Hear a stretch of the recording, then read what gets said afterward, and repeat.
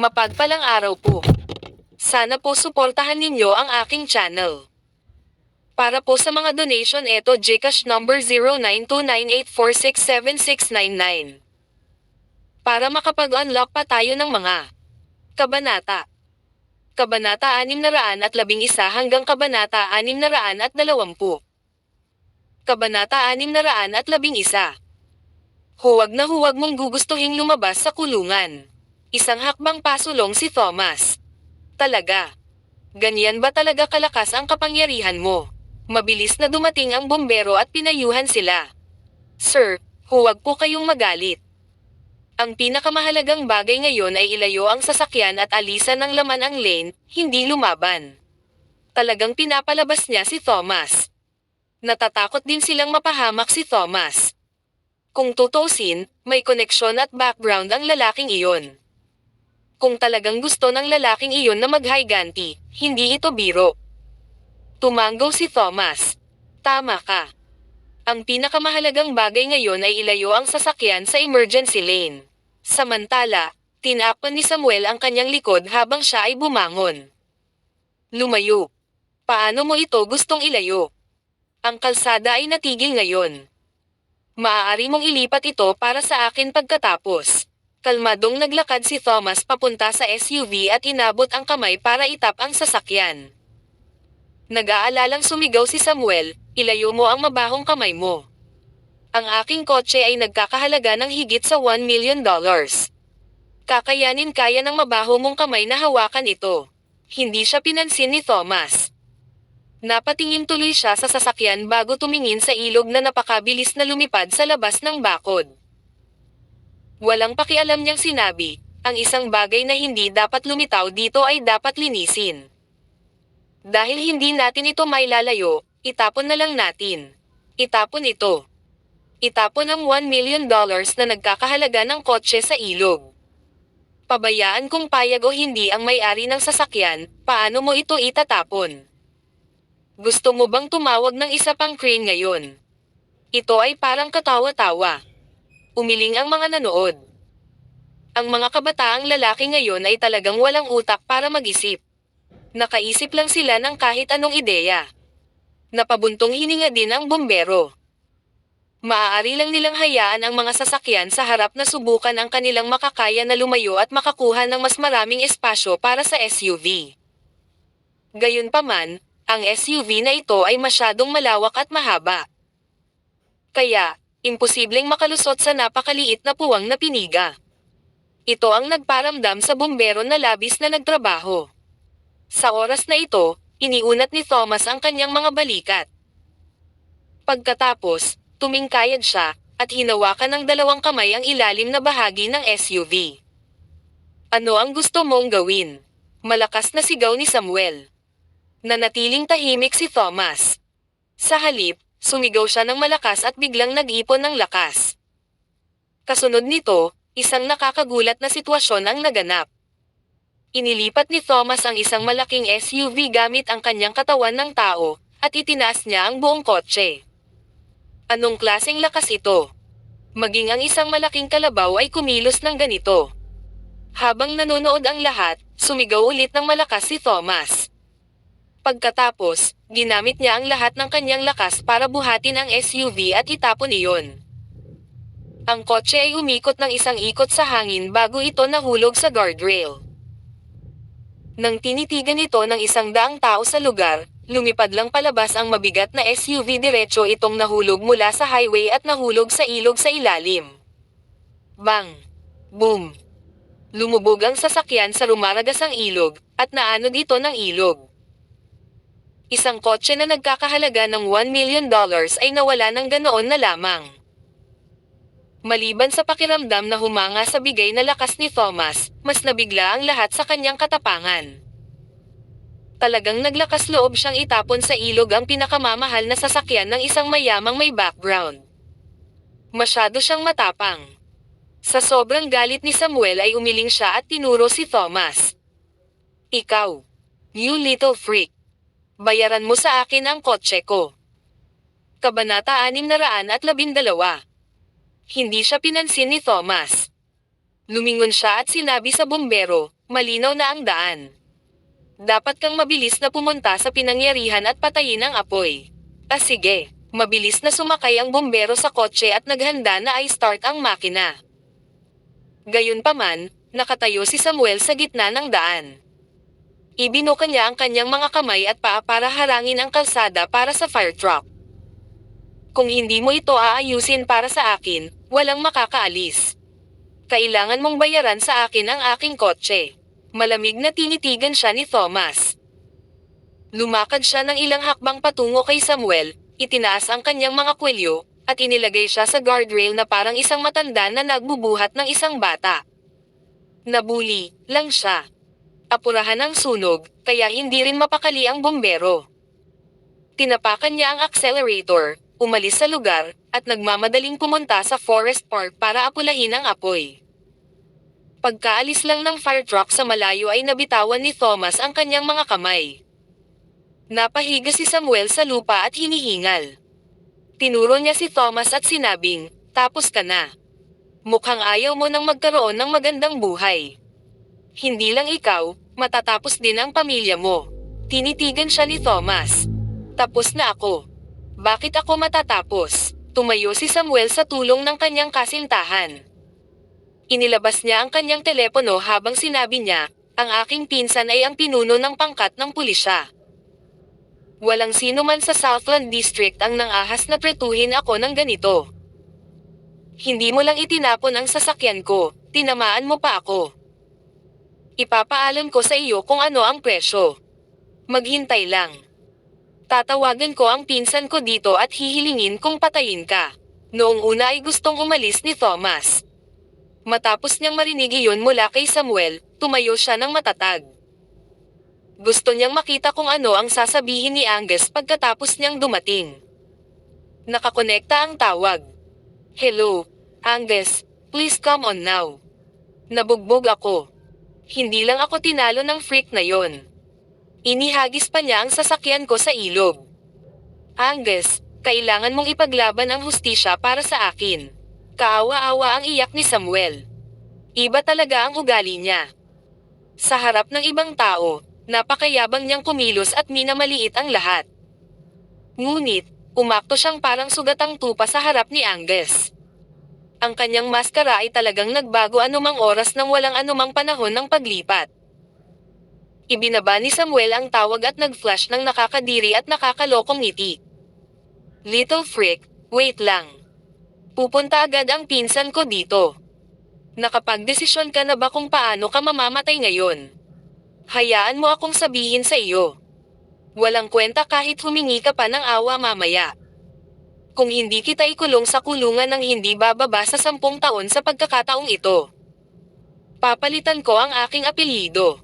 Napakayabang ni Samuel na para bang siguradong aalagaan niya si Thomas mamaya. Siguro sa puso ni Samuel, ang taong nagmamay-ari ng pinakamataas na awtoridad sa Southland District ay ang pinuno ng pangkat ng pulisya. Hindi rin niya ito kasalanan. Kung tutuusin, ang taong may pinakamataas na kapangyarihan, na maaari niyang lapitan batay sa kanyang katayuan sa lipunan, ay ang kanyang pinsan. Ang mga taong higit na nakahihigit ay walang oras na magmalasakit sa kanya. Ilang sandali lang ay narinig na ang sirena, at 2 sasakyan ng pulis ang huminto sa emergency lane. Maraming pulis ang bumaba sa kotse at naglakad, at isa sa kanila ay si Angus. Nang makita ni Samuel ang kanyang pinsan, agad niyang itinago ang kanyang ngiti, at mukha siyang malungkot. Nagkunwari pa siya na parang nasugatan habang nakapikit patungo kay Angus. "Angus, sa wakas nandito ka na.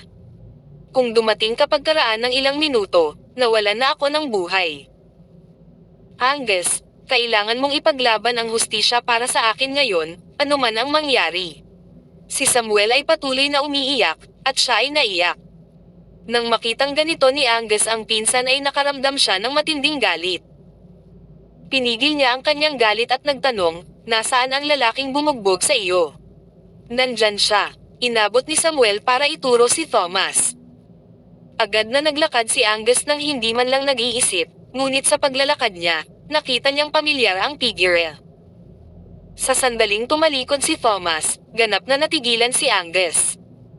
Ito bang taong bumugbog sa kanyang pinsan ang punong opisyal na namamahala sa Southland District? Ano? Kabanata 613. Natigilan si Angus.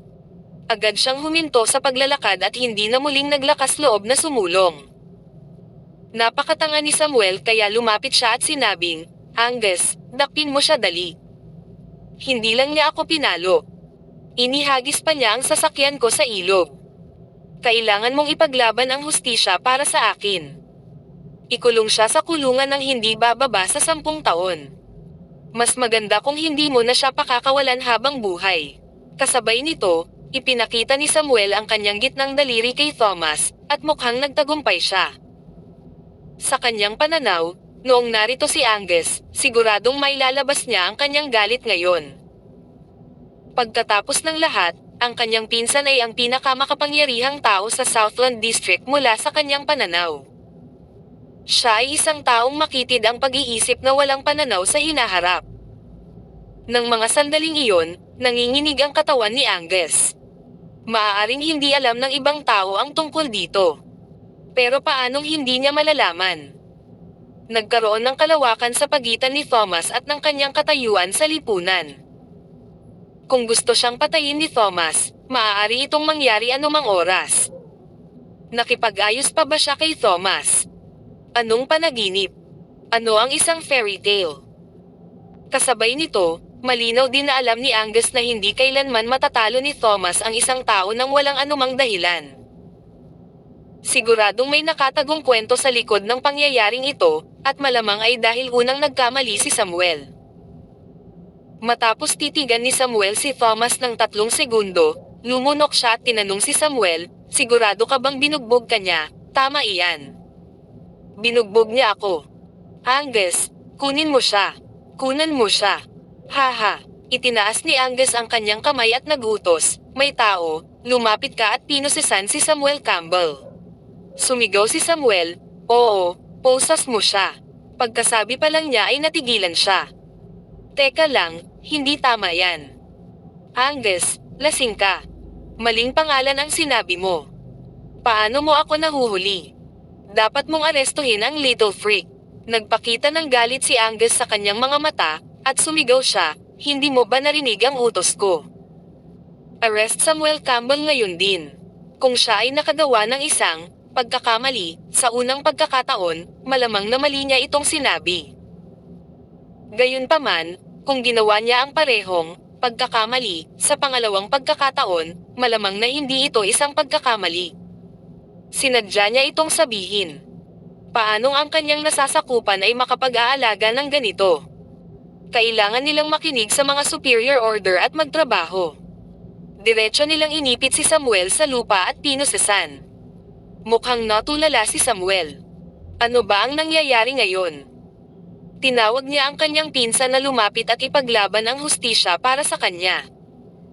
Pero, walang ginawa sa kanya ang pinsan niya, pero pinusisan pa siya. May mali sa katulong na ito, tama ba? Nag-aalalang sumigaw si Samuel, "Angus, tigilan mo na ako." Hindi nakakatawa ang biro na ito. Galit na sinaway siya ni Angus, "Sino ang nagbibiro sa iyo?" "Wait lang Angus. Hindi mo ako niloloko. May mali ba sa utak mo? Pinsan mo ako. Bakit mo pa tinutulungan ang tagalabas? Bilasan mo at bitawan mo ako." "Tumahimik ka." Sumulong si Angus at sumaludo kay Thomas. Magalang niyang sinabi, "Chief Officer in Charge, I'm sorry. Kasalanan ko kung hindi sapat ang kakayahan ko at hinayaan ko ang pamilya ko na gumawa ng mga kalokohan." Ang punong opisyal na namamahala. Natigilan si Samuel. Bakit saludo ang pinsan niya sa lalaking iyon, at naging mapagpakumbaba pa siya? Laging may iba na magalang na kumilos sa kanyang pinsan. Gayunpaman, kahit na ang isang walang utak na tao ay napagtanto na si Thomas ay higit na nakahihigit kay Angus. Sa pagkakataong ito, sa wakas ay nasangkot na si Samuel sa gulo. Hindi alam ni Samuel kung ano ang dapat niyang sabihin. Siya ay nasaktan ng isang malaking pagbaril, ngunit hindi pa rin niya alam Gusto niyang hilingin sa kanyang pinsan na tulungan siya, ngunit ang kanyang pinsan ay hindi naglakas loob na magtanong sa kanya ng kahit ano at direktang pinusisan siya. Sino ba naman itong little freak na ito? Kabanata 614. Ano man ang pagkakakilanlan niya, iyon ang talagang hindi pa nanggahasang saktan ni Samuel. Ngayon lang siya nagsimulang makaramdam ng panghihinayang. Bakit ngayon lang siya naging mayabang? Hindi ba ayos lang kung sinunod lang niya ang utos ng mga bumbero at sinubukang ilipat ang sasakyan mula sa simula? Huli na para magsabi ng kahit ano. Sa kabilang panig, tinanong ni Angus si Thomas, Mr. Mayo, ano ang maipaglilingkod ko sa iyo? Business is business, kung ano ang gusto mong gawin kay Samuel ay nasa iyo, mahinahong sagot ni Thomas. Naiintindihan. Gayun din, bulong ni Thomas habang nakasandal sa tenga ni Angus, bigyang pansin ang pamilya Dawson sa mga araw na ito. Kung tama ang hula ko, hindi magtatagal bago sila magsimulang kumilos. Biglang nabuhayan ang loob ni Angus. Sa lahat ng oras na ito, palagi niyang binabantayan ang pamilya Dawson. Ngunit malinaw niyang nasasabi na nakabantay silang lahat dahil kumilos sila ayon sa batas para sa bawat aksyon na kanilang gagawin, at tila walang bagay. Umalis si Merrick sa Southland District at bumiyahe sa South City kanina. Iyon ay nasa labas ng teritoryo ng pagsubaybay ni Angus. Wala siyang paraan para malaman kung ano ang nangyayari sa South City. Bukod doon, normal lang ang lahat ng nangyari sa Southland District. Si Angus ay talagang nasaroon ng loob dahil naisip niya na ang isang malaking isda tulad ng pamilya Dawson ay hindi kukuha ng pain. Ngunit pagkatapos marinig ang mga salita ni Thomas, agad na nabuhayan ang kanyang loob. Naubos ba ang pasensya ng pamilya Dawson sa wakas? Babalik ako at magpapakilos ng puwersa para kumilos ka agad. Makatitiyak ka, Ginoong Mayo. Okay, pwede ka nang umalis. Tumalikod si Angus, naglakad palayo, at inutusan ang isang tao na isakay si Samuel sa isang kotse.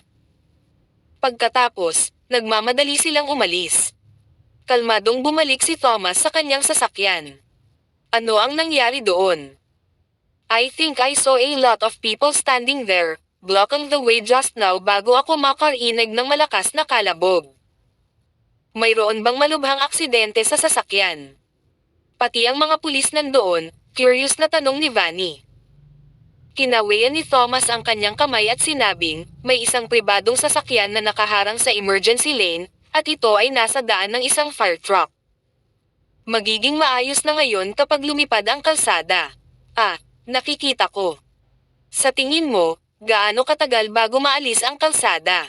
Depende yan sa Diyos. Ang paghihintay ay tumagal ng ilang oras. Sa oras na ganap na malinis ang kalsada, madilim na. Dahan-daang pinaandar ni Thomas ang sasakyan at umalis. Habang nagmamaneho sa highway, sinadya at hindi niya sinasadyang sumulyap sa malaking sunog sa Forest Park. Ang apoy ay nasa ilalim ng kontrol sa sandaling ito, at naniniwala siyang malapit na itong maapula. Gayunpaman, wala siyang ideya kung gaano karaming mga tao ang namatay sa sunog na ito, at muli itong magdadala ng malaking pagkalugi sa Southland District. Bilang punong opisyal na namamahala, itinuring niya na maraming trabaho ang hinaharap para sa kanya pagkatapos nito. Matapos malinis ang kalsada, nakarating sila sa Kindness Clinic nang wala sa oras. Matapos pauwiin sina Adery at William, nang walang tigil, isinugod ni Thomas si Vanny sa gusali ng opisina ng punong opisyal. Habang nasa daan, nakaramdam ng pagkalungkot si Vanny habang nakatingin sa pamilyar ngunit dayuhang lungsod na ito. Maraming taon na ang nakalilipas, naging bahagi siya ng lungsod na ito kasama si Ryan, dahil ginugol nila ang isang hindi malilimutan at kasiya siyang oras dito. Kung gaano kabilis lumipad ang oras. Lumipas ang ilang taon, at iniisip niya kung maayos ba si Ryan. Saan mo ako pinaplano na manatili? Tanong ni Vanny. Isang ligtas na lugar, ngumuso si Vanny. Mayroon bang anumang lugar sa lungsod na ito na ligtas para sa kanya? Ang Skyworld Enterprise ay kontrolado ng pamilya Hudson, at pinamunuan nila ang Southland District na parang isang tyrant. Sila ay kasing laki ng water cloud sa South City. Natakot siya na kapag bumalik siya, matunten siya ng Skyworld Enterprise at papatayin siya. Saan siya magiging ligtas noon? I appreciate your kindness, but if you feel scared, then just put me down. Gagawa ako ng paraan para makilala si Ryan, sabi ni Vanny. Hindi mo magagawa. Mariing tinanggihan siya ni Thomas at idinagdag, kung may plano akong pangalagaan ang water cloud, magkakaroon din ako ng kapangyarihan na harapin ang Skyworld Enterprise. Ang dahilan kung bakit kita ibinabalik sa pagkakataong ito ay hindi lang para dalhin si Ryan Hudson sa tabi ko. Kabanata 615. Ito rin ay para tapusin ang Skyworld Enterprise, sabi niya habang nakatingin sa mga bituin sa kalangitan ng gabi. Oras na para pigilan ang taong ito na responsable sa pagpatay sa kanyang kapatid na si Scott. Ang larong pusa at daga na ito ay tumagal ng matagal, at ang bawat aspeto ng Skyworld Enterprise ay nasa isang estado ng pagbagsak. Malapit nang gumuho ang gusali. Nagsawa na rin si Thomas dito. Handa na siyang ipadala ang Skyworld Enterprise sa kanilang huling hantungan. Makalipas ang kalahating oras, huminto ang kanilang sasakyan sa gusali ng punong opisyal. Hindi alam ni Vanny ang sasabihin pagkababa niya ng sasakyan. Kahit na wala siyang alam pa rin niya kung saan ang lugar na ito. Bakit mo ako dinala dito, Thomas? Ito ang sentro ng Southland District, isang lugar ng pangangasiwa. Hindi ka ba natatakot na masangkot sa gulo sa mga awtoridad kung dadalhin mo ako dito? Ngumiti si Thomas. Hindi man lang nakasagot si Thomas nang bumukas ang pasukan ng gusali at bumuhos ang isang grupo ng mga tao. Chief Officer in Charge, you have worked hard. Lumapit sa kanila ang isang lalaking nakasot at nakatali at yumuko kay Thomas. Chief Officer in Charge. Puno ng pagtataka at takot ang mga mata ni Vanny. Nabunyag sa kanya ang pagkakakilanlan ni Thomas nang magsalita ang lalaki sa ganitong paraan. Kinailangan pa ba niyang isipin kung sino si Thomas matapos siyang tawagin bilang punong opisyal na namamahala ng napakaraming nakatataas? At may kapangyarihang magtalaga ng napakaraming makapangyarihang sundalo. Nasa harap niya ba ang lahat? Hindi katakatakang si Thomas ay naging matapang na magyabang tungkol sa pagpapapasok kay Ryan at pakikitungo sa Skyworld Enterprise. Bilang punong opisyal na namamahala sa Southland District, hindi ba magiging madali para sa kanya ang maliliit na bagay na tulad nito? Nahihiya ngayon si Vanny dahil hindi talaga siya gumagalang kay Thomas sa buong biyahe. Siya ay nagpapasalamat sa kanya, ngunit hindi siya kailanman sumamba o natakot sa kanya, kaya ang kanyang tono ay medyo bastos.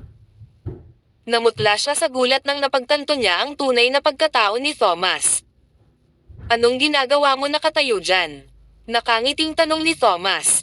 Isang kwarto ang inihanda para sa iyo. Maaari kang manatili dito mula ngayon. At tinitiyak ko sa iyo na ikaw ay magiging ligtas at mapoprotektahan. Siyempre. Kung mayroon pa ring mga alalahanin sa kaligtasan kung ang isa ay nakatira dito, pagkatapos ay itinuring niya na walang maraming ligtas na lugar sa mundo. Salamat. Thank you for your great kindness, magalang na sabi ni Vanny. Kumunat ang noo ni Thomas at sinabing, ayoko sa pagiging magalang mo. Kausapin mo lang ako gaya ng karaniwan mong ginagawa. Ha? Sa tingin ko hindi bagay iyon. Walang hindi bagay. Halika sundan mo ako. Kinakabahang sumunod si Vanny sa likuran ni Thomas. Isa lang siyang mananayaw na mababa ang katayuan. Hindi niya kailanman naisip na manatili sa gusali ng opisina ng punong opisyal na namamahala isang araw. Maaalala niya ang kabaitan ni Thomas sa buong buhay niya. Isasakripisyo niya ang lahat para mabayaran ito balang araw. Personal siyang inihatid ni Thomas sa kanyang silid at nagayos para sa kanyang pananatili. Sinabi rin niya sa mga tauhan na sila ang may pananagutan sa pang-araw-araw na pangangailangan ni Vanny at dapat na lagi nila itong bantayan. Matapos maayos ang lahat, bumalik si Thomas sa ibaba at itinaas ang kanyang ulo upang pagmasdan ang mga bituin sa langit sa itaas. Ang mga bituin ay kumikinang ng maliwanag, na sumasalamin sa mukha ng isang tao. Mukha iyon ng isang babae. Ah, Emma, bumalik na ako. Ilang araw na kitang hindi nakikita, kamusta ka na? Ang kawalan ay nagpapalamang sa puso. Matapos ang paghihiwalay nitong mga nakaraang araw nang maglakbay siya sa South City, sabik na si Thomas na bumalik. Nangangati na siyang bumalik sa bahay at yakapin ang asawa habang bumubulong ng sweet nothings dito. Kabanata 616. Sa isang madilim na gabi, pinaandar ni Thomas ang kanyang sasakyan at bumalik sa pamilyar na beranda ng kanyang bahay. Nakabukas pa rin ang mga ilaw sa bahay na nagpapahiwatig na hindi pa natutulog ang mga tao sa loob. Dahan-daang lumapit si Thomas sa kanyang pintuan, inabot ang kanyang kamay at kumatok ng ilang beses. Kabog, kabog, kabog, sa isang langit-ngit, bumukas ang pinto. Tumayo si Emma sa pintuan, at nakalok ang tingin niya kay Thomas. Bago siya bumalik, si Thomas ay may libo-libo at milyon-milyong mga salita na nais niyang sabihin, ngunit nang makita niya si Emma, lahat ng mga salita ay namatay sa kanyang dila. Emma, Tom, niyakapin, kaligayahan, kagalakan, tuwa. Agad na tumalon si Emma sa mga bisig ni Thomas, at mahigpit na niyakap ng dalawa ang isa't isa. Kahit wala pang isang linggo lang silang nagkahiwalay, parang taon na sila. Tanging kapag ang pagmamahal ng isa ay sa isang tiyak na lawak ay mauunawaan ng isa ang sakit at pagdurusa ng paghihiwalay. Matapos ang mahabang yakap, inakay ni Emma si Thomas papasok sa bahay. Nagpalit sila ng tsinelas at pumunta sa sofa. Tatay, nanay, bumalik na si Thomas. Tuwang-tuwang tumayo si Johnson at sinabing, "Oh, aking dakilang manugang nakabalik ka na sa wakas. Nabalitaan ko mula kay Emma na nagpunta ka sa South City para iligtas ang mga tao at seryoso akong nag-aalala. Paano ito napunta? Nagawa mo bang iligtas ang tao?" "Oo, iniligtas ko si Master Owen at nakauwi na siya ng ligtas." "Maayos na ang lahat sa ngayon," sagot ni Thomas, tumango. "Mabuti iyan, mabuti iyon." Habang sila ay nag-uusap, nasulyapan ni Thomas ang mukha ng kanyang biyenan mula sa isang gilid na sulyap at nakitang tila hindi ito nasisiyahan. Karaniwang mahal ni Felicia si Thomas, pero bakit parang wala siya sa mood nang bumalik ito ngayon? May laban ba siya kay Thomas? "Ma'am, may problema ba?" tanong ni Thomas. Bilang tugon sa tanong na iyon, nagpalitan ng tingin sina Johnson at Felicia at sabay na napabuntong hininga. Masasabi ni Thomas na talagang may nangyari base sa reaksyon ng buong pamilya. Kung hindi, hindi sila lahat ay gumagawa ng mga ganitong uri ng mukha. "Maliit lang yan, wag mong seryosohin. Kakabalik mo lang, Tom, at siguradong pagod ka na. Pumunta ka at magpahinga," sabi ni Johnson. Kung sinabi niya iyon ay hindi makakatulog ng maayos si Thomas. "Tay, kung hindi mo sasabihin sa akin ang tungkol dito, hindi ako makakatulog ng mahimbing ngayong gabi," sabi ni Thomas. Umiling si Johnson at sinabing, "Wala naman talagang malaki. Kaya lang na-scam ang mama mo ng ilang tao at nawalan ng pera, yun lang." "Oh, magkano?" "1.2 milyon. Sa totoo lang, hindi malaking bagay para kay Thomas ang 1.2 milyong dolyar. Ito ay magiging bahagi ng pinakamaliit na bahagi ng isang fraction, isang patak sa karagatan. Ito ay hindi naman isang malaking halaga ng pera para sa pamilya Hill." Batay sa mga bahagi ni Emma sa kumpanya, ang pagbabalik ng ganitong halaga ng pera ay tatagal lamang ng ilang buwan at magiging madali. Gayunpaman, iyon ay isang malaking halaga ng pera para kay Felicia. Si Felicia ay isang stay-at-home mom na bihirang pumasok sa trabaho. Lahat ng pera niya ay ibinigay nina Emma at Johnson. Kaya, ang 1.2 milyong dolyar ay naipon niya, unti-unti. Laging nag-aalangan si Felicia na gastusin ang kanyang pera at iniipon ito hanggat maaari. Masasabi ng isa na 1.2 milyong dolyar lang ang naipon niya sa nakalipas na ilang dekada. At in one go lang ng scam, kaya syempre, magtatampo siya. Syempre, maaaring maglabas lang si Thomas ng ilang milyong dolyar at ibigay ito kay Felicia para tumulong na mabayaran ang kanyang pagkawala. Gayunpaman, Maaari lamang nitong gamutin ang sintomas, hindi ang ugat na isyu. Kung gusto niyang maging masaya si Felicia mula sa kaibuturan ng kanyang puso, dapat pa rin niya itong tulungang maibalik ang kanyang pera. Kalmadong nakaupo si Thomas sa gilid at habang nagbubuhos siya ng tubig, tinanong niya, "Nay, paano nawalan ng pera?" Kabanata 617. Lalong sumama ang loob ni Felicia nang marinig iyon, at malapit nang tumulo ang kanyang mga luha. Mabilis na inabutan siya ni Johnson ng wet tissue. "Nako, 1.2 million lang. Hindi naman sa hindi namin kayang bayaran. Huwag kang umiyak, masakit sa puso ko na makita kang umiiyak." Tumalikod siya at naglagay ng box sa mesa. Pagkabukas nito, may isang pares ng berdeng jade bracelet sa loob. Naggrocery ang nanay mo at ang kanyang mga kaibigan kahapon, at nakatagpo sila ng bagong bukas na tindahan ng alahas. May ilang uri ng malaking opening sale na nagaganap, at lahat ay nagkaroon ng pagkakataong pumasok at makakuha ng ilang mga kupon ng diskwento. Halimbawa, kung kukuha ka ng 40% na kupon ng diskwento, maaari kang pumili ng anumang gusto mo mula sa mga alahas ng tindahan, at maaari mo itong bilhin ng may 40% na diskwento. At dahil babae sila, at may mga alahas at discount, paano nila malalabanan? Kaya, ang iyong ina at ang kanyang mga kaibigan ay pumasok sa tindahan at gumuhit ng ilang mga kupon, 20% at 10% off lang ang nakuha ng ibang kaibigan niya, kaya hindi talaga sulit. Ngunit ang iyong ina ay nakakuha ng 70% na diskwento na kupon. Maaari kang makakuha ng $100 na item para sa $10, at $1,000,000 na item para sa $100,000. Tuwang-tuwa ang nanay mo kaya nagsimula siyang sumayaw. At sa paghihimok ng kanyang mga kaibigan, inilabas niya ang lahat ng kanyang pera at binili ang pares ng berdeng jade bracelet na nagkakahalaga ng $12,000,000 sa $1.2 milyong lamang. Agad niya itong binente dahil akala niya ay tubo. Hindi ba siya makakabawi ng $10 milyong? Kahit na hindi niya ito maibenta sa halagang $12,000,000. Kumita sana siya ng malaking kita kung maibebenta niya ito ng 7 hanggang $8 milyong. Pagkasabi ng lahat ng iyon, huminga ng malalim si Johnson.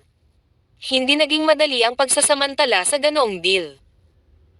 Sinubukan ng nanay mo na ibenta ang berdeng jade na bracelet na ito sa ibang tindahan ng alahas, ngunit nang suriin nila ito, sinabi nilang may depekto ito at gawa sa mga green jade rejects. Ito ay malamang na nagkakahalaga ng hindi hihigit sa $100,000.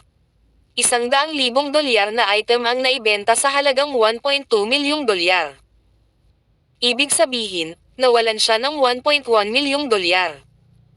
Galit na galit ang iyong ina sa sandaling iyon, kaya ibinalik niya ang gamit sa tindahan at gustong ayusin ang bagay na iyon. Gayunpaman, itinanggi nila ito at pilit siyang inalis sa tindahan. Ang malalaking negosyo ay may diskriminasyon laban sa kanilang mga customer. Paano tayong mga ordinaryong tao lalaban sa isang kilalang pandaigdigang malalaking brand chain store? Gayun din, dahil kinuha mo na ang item at lumayo sa counter, maaari ka nilang akusahan na palihim na pinapalitan ang tunay na item ng may sira. Paano ka tutugan dyan? Maaari lamang nating sisihin ang ating sarili para dito. At masisisi lamang niya ang kanyang sarili sa pagsisikap na samantalahin ito, upang mawala ang lahat ng kanyang pera.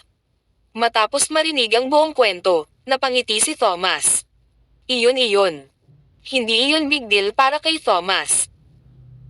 Sa pagkakakilanlan ni Thomas, magagawa niyang isara ang anumang nakapipinsalang tindahan na nagdidiskrimina sa mga customer nito at para makalayo sila anumang oras. Gayunpaman, gusto ni Thomas na makita kung gaano kahusay ang shop na ito sa scamming, dahil ang kanilang paraan ng paggawa nito ay medyo makinis. Paggamit ng mga diskwento para linlanggan ang matatandang babae na bumili ng kanilang mga gamit. Pagkatapos, gamit ang isang may sira na item para maipasa bilang isang tunay para manloko ng mga tao lahat habang walang iniiwan na bakas. Napakagandang gawa. Ito ay mahalagang kapareho ng pagtataas ng presyo ng isang item at pagkatapos ay ibaba ito pagkatapos. Gayunpaman, ang tindahan na ito ay hindi tunay. Hindi bababasa, ang mga taong gumamit ng paraan ng pagtaas ng presyo at pagbaba ng presyo ay gumamit ng mga tunay na produkto. Ang paggamit ng diskwento at pagbebenta ng may sira na trick ng produkto ay isang masamang hakbang. Hindi katakataka na magiging malungkot si Felicia. Ang sino mang makatagpo ng ganitong problema ay mabibigo. Panghuli, tinanong ni Thomas, ano ang pangalan ng tindahan?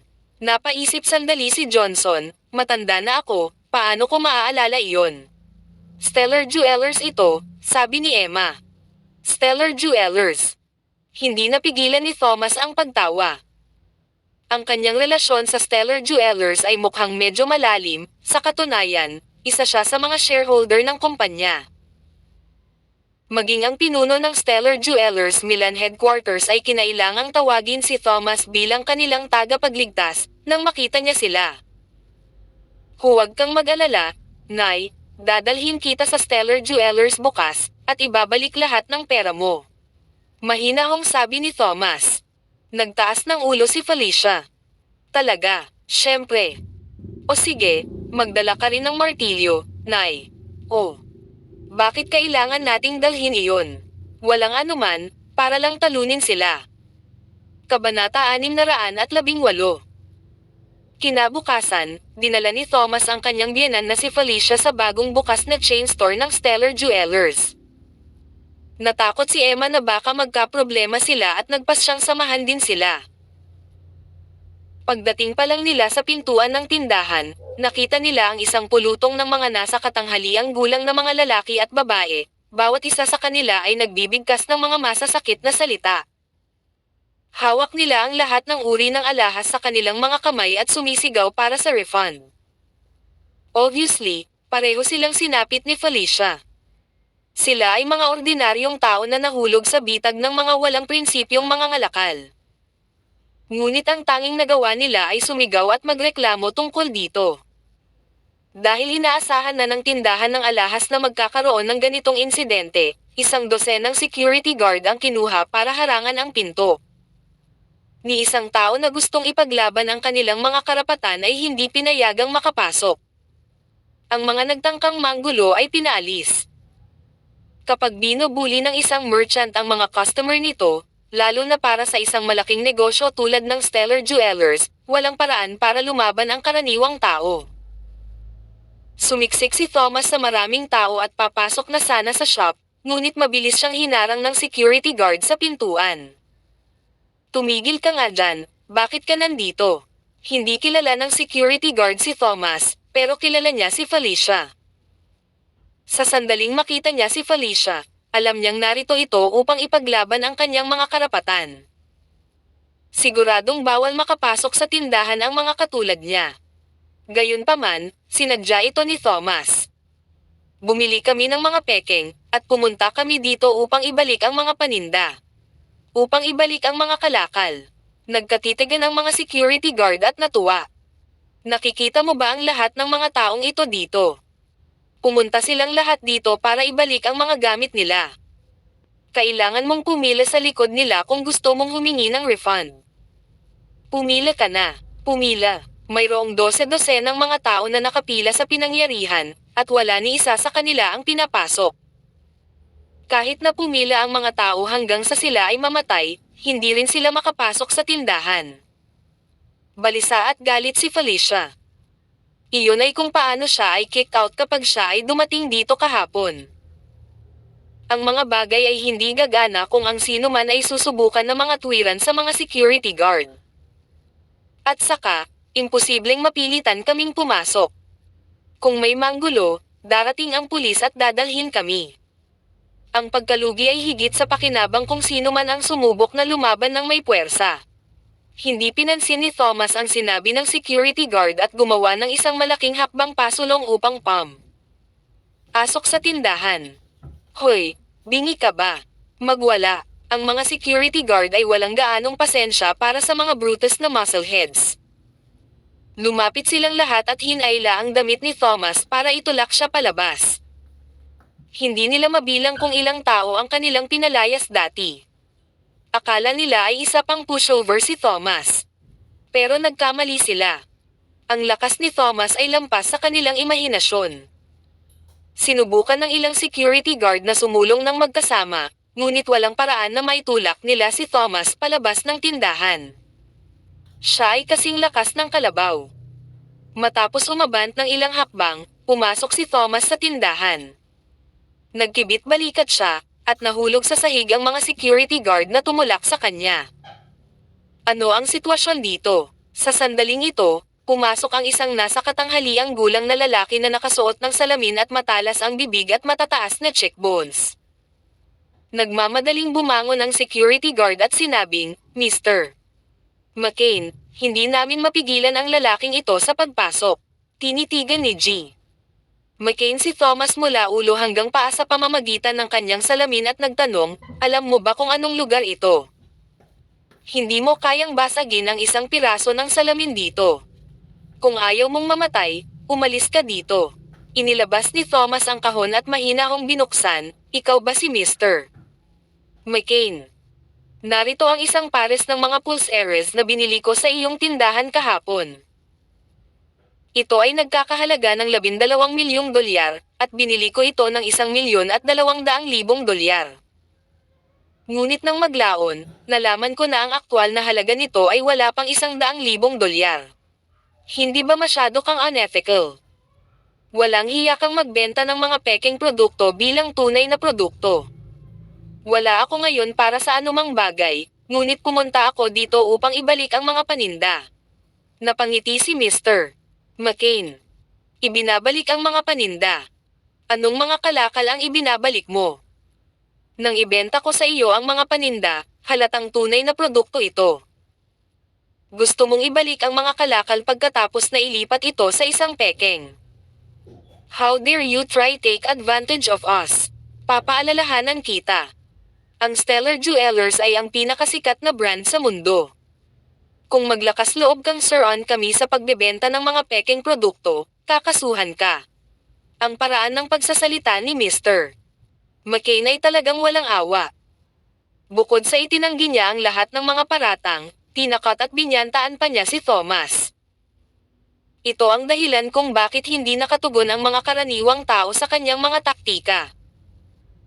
Kabanata 619.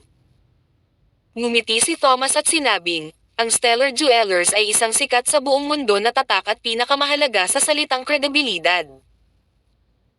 Kung alam ng iyong mga superior sa punong tanggapan sa Milan o sa rehiyonal na tanggapan ng Southland District na sinisira mo ang reputasyon ng Stellar Jewelers para ibenta ang iyong mga pekeng bagay, ano ang iisipin sa iyo ng iyong mga superior? Seryoso. Kung masasabi niya ang mga bagay na tulad nito, dapat alam niya ng husto ang operasyon ng Stellar Jewelers. E ano ngayon, kung si Mr. McCain ay nang-ahas na gawin ang hakbang na ito, tiyak na may nakatalikod siya at hindi siya natatakot na Aidmanda. He said disdainfully, "Since you mentioned that, sige kasuhan mo na lang ako. Gusto mo bang sabihin ko sa iyo ang numero ng complaints line? Pwede ka nang tumawag." Bago makapagsalita si Thomas, may sumigaw mula sa likuran, "Kung kaya mo, gawin mo na lang." Malamig na sumagot si Mr. McCain, "Secretary, ibigay mo sa kanila ang numero." Agad na lumapit ang kanyang sekretarya at ipinaalam ang numero ng complaints line sa mga nagpoprotesta sa pinangyarihan. Pagkatapos nilang makuha ang numero ng complaints line, agad nilang tinawagan ang Southland District Regional Office. Sunod-sunod nilang inihain ang kanilang mga reklamo. Casual na nagsindi ng sigarilyo si Mr. McCain gamit ang isang kamay, at hindi siya natatakot sa kanilang mga tawag sa reklamo. Si Thomas, na may karanasan sa pakikipaglaban sa mga larangan ng digmaan, ay natural na makakita ng problema sa likod nito. Tahimik niyang kinuha ang kanyang cellphone at tumawag. Hindi tulad ng iba, hindi siya tumawag sa tanggapan ng rehiyon ng Southland District, ngunit gumawa ng direktang internasyonal na tawag sa punong tanggapan sa Milan. "Hey, Mr. McCain, may iuutos ka ba sa akin? Tulungan mo akong makipag-ugnayan." Sa ilang sandali, natapos na ang lahat sa pagrereklamo sa telepono. Pinandilatan ng iba si Mr. McCain. Ang mga tao mula sa branch ay darating na rito anumang oras sa lalong madaling panahon. Hintayin mo na lang na sarado ang opisina mo, Mr. McCain flick kanyang sigarilyo sot ang layo na may isang dismissive sa loobin. Makalipas ang mahigit 20 minuto, may dumating na sasakyan mula sa regional office. Sa pagtunog ng beep na sirena, naghiwa-hiwalay ang mga tao at lumabas sa kotse ang isang lalaking may umbok na tiyan. Mula sa kanyang matambok na figure, tila marami na siyang nagawang bawal na pangangalakal. Diretso siyang pumasok sa tindahan. Kaagad na inalis ni Mr. McCain ang ningning sa upos ng kanyang sigarilyo. Masayang humakbang pasulong at sinabing, "Tito, ang mga taong ito ay nagrereklamo na ang aming tindahan ng Stellar Jewelers ay nagbebenta ng mga pekeng produkto. Kailangan mo akong tulungang magpaliwanag." Nang mabigkas niya ang salitang tsuhin, agad itong nagbigay ng panginginig sa lahat sa lugar. Lumingon ang matambok na lalaki upang tumingin sa karamihan at walang pakialam na sinabi, "Ako si Raymond Dunkley, ang direktor ng Departamento ng Tanggapan ng Rehiyon ng Stellar Jewelers, Southland District. Kung may tanong ka, sabihin mo lang sa akin. Huwag mag-alala, ako ay isang patas at makatarungang tao. Kung ito ang aming problema, hinding-hindi ko kukonsintihin ang sino mang ganoong individual sa aming kumpanya. Gayunpaman, kung hindi namin ito problema, at nais mong suruan o gawin ang aming mga Stellar Jewelers na mahulog sa iyong bitag, hindi kita patatawarin." Tila siya ay gumawa ng isang matuwid na pangungusap, ngunit ito ay hindi pa rin alam kung siya ay maaaring sundin ang kanyang salita. Nagkatinginan ang ilang nasa katanghaliang gulang na mga babae at lumapit sa kanila dala ang kanilang mababang alahas. Ang mga alahas na ito ay binili lahat sa iyong tindahan. Lahat sila ay mga pekeng produkto. "Paki-refund kami." Tumingin si Raymond, "Mayroon ka bang mga resibo at invoice?" Siyempre, inilabas ng mga nasa katanghaliang babae ang mga papel at inilagay sa mesa. Samantala, hinawakan sila ni Raymond at isa-isang tiningnan. Matapos suriin ang mga papel ng ilang beses, natuwa siya. Hinawakan ni Raymond ang mga resibo at invoice at sinabi sa lahat, ang mga resibo at invoice na ito ay pawang mga pekeng dokumento. Lahat sila ay peke. Aba, matapang ka talaga na gumamit ng mga pekeng invoice at resibo para humingi ng refund. Sa tingin mo ba madali mong masusulit ang aming mga Stellar Jewelers? Ang mga babaeng nasa katanghaliang gulang ay natulala. So nag-issue sila ng mga pekeng invoice at resibo. Imposible ito. Sa gitna ng karamihan, ipinikit ni Thomas ang kanyang mga mata at naisip, talagang nagiging mas interesante ang dramang ito. Kabanata 620. Nagkatinginan sina Mr. McCain at Raymond, at tahimik nilang ipinakita ang kanilang mga taksil ng ngiti. Sa oras na ito, lumapit si Emma at sinabing, "Maaari mo bang ipakita sa akin ang mga invoice at resibo?" "Oo." Ipinasa sila ni Raymond kay Emma. Si Emma ay isang nangungunang executive ng Hill Manufacturing Company, at siya ay napakahusay sa ganitong uri ng aspeto. Masasabi niya kung ang mga dokumento ay peke o hindi sa isang sulyap. Matapos suriing mabuti, napabuntong hininga si Emma. Mga pekeng dokumento talaga sila. Sa oras na ito, ang mga nasa katanghaliang gulang na mga lalaki at babae ay naging higit na hindi mapagkakatiwalaan. Tinuro nila ang ilong ni Raymond at nagsisigawan, at gusto pang sumugod para bigyan ng 2 malalaking sampal si Raymond. Mabuti na lang at agad na sumugod ang mga security guard para hawakan ang kamay ng babae at diretsyong inilayo. Pwede bang tingnan mo kung anong klaseng lugar ito?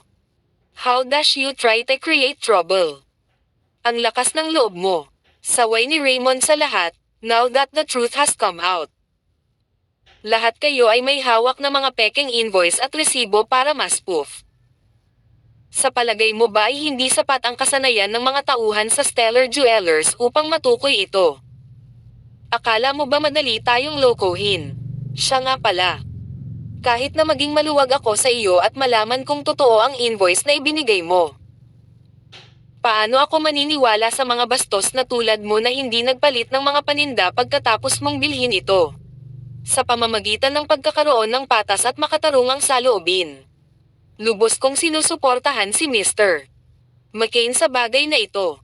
Walang silbi kung gumawa ka ng gulo o dalhin ito sa korte. Kami, Stellar Jewelers, ay hindi matatakot sa iyo. Hayaan mo akong maging tapat. Walang sino man dito na humihingi ng refund ang makakabawi ng 1 sentimos. Tila ginawa niya ang kanyang punto ng makatarungan at mahigpit. Ang mga nasa katanghaliang gulang na mga lalaki at babae ay naging hindi makapagsalita, at sila ay literal na nasa panig na natatalo. Paano nila maiisip na ang mga invoice na inisyo ng Stellar Jewelers ay talagang peke? Hindi nila inaasahan na ang kabilang partido ay maglaro ng madumi sa simula pa lang. Ang mga nasa katanghaliang gulang na mga kalalakihan at kababaihan ay mapag-imbot sa maliliit na pakinabang. Paano nila pakialam ang napakaraming bagay? Ito ay isang tipikal na halimbawa ng pagiging mapag-imbot sa maliliit na pakinabang at pagdurusa ng malaking kawalan sa huli. Si Thomas ay maaari lamang humanga sa kanila ng lihim sa pagpunta sa ganoon kalayo at pagkamit ng milestone na ito. Si Mr. McCain at Raymond ay nagsasabuatan sa isa't isa at gumamit ng lahat ng uri ng kasuklam-suklam na pamamaraan upang pagsamantalahan ang reputasyon ng Stellar Jewelers. Walang silbi ang paggamit ng pangangatwiran o pagsunod sa normal na pamamaraan upang malutas ang problema. Nasa kanila ang lahat ng kanais-nais na mga kondisyon mula pa sa simula, at ang mga nasa katanghaliang gulang na mga lalaki at babae ay maaari lamang tanggapin ang kanilang masamang kapalaran. Antong hininga si Felicia. Thomas, uwi na tayo. Wala itong pinagkaiba sa bagay na ito kahit na patuloy tayong gumagawa ng kaguluhan. Ano pa ang maaaring gawin maliban sa pagpapasakop sa kinalabasan? Gayunpaman, mahinang sinabi ni Thomas, Nay, huwag kang mag-alala, tutuperin ko ang ipinangako ko sa iyo. Ngayon ay babalikan mo ang iyong refund kahit anong mangyari. Hindi lang ikaw, kundi lahat ng nasa katanghaliang gulang na mga lalaki at babae ay babalik sa kanilang pinaghirapang pera. Sisiguraduhin kong lahat kayo ay makakakuha ng buong refund. Napatingin ang lahat kay Thomas na hindi makapaniwala sa kanilang mga mata. Paano niya magagawa ang ganoong bagay? Naiinis na sabi ni Raymond, Bata, huwag mong subukang magyabang. Ako ay mas mahusay kaysa sa iyo sa mga tuntunin ng karanasan. Ikaw ay walang iba kundi mga basura sa aking harapan. Humihingi ng refund. Sa anong batayan? Mayroon ka bang anumang patunay na ang mga kalakal na ito ay talagang binili sa aming tindahan ng Stellar Jewelers? Posible bang humingi ka ng refund sa mga naibalik na kalakal ng puwersahan? Hayaan mo akong maging tapat sa iyo. Ang mga security guard ko ay hindi mga incompetent na tao. Kung susubukan mong gumawa ng malaking gulo dito, tatawag ako at dadalhin ka ng pulis at ikukulong ka ng 3 hanggang 5 taon. Karapat-dapat ka bang tumayo laban sa akin? Nang matapos ang kanyang talumpati, kumuha siya ng sigarilyo kay Mr. McCain at masayang naninigarilyo. Ito ay isang kaso ng mga bastos na napagtanto ang kanilang ambisyon. Maraming salamat po. God bless. I love mo mahal.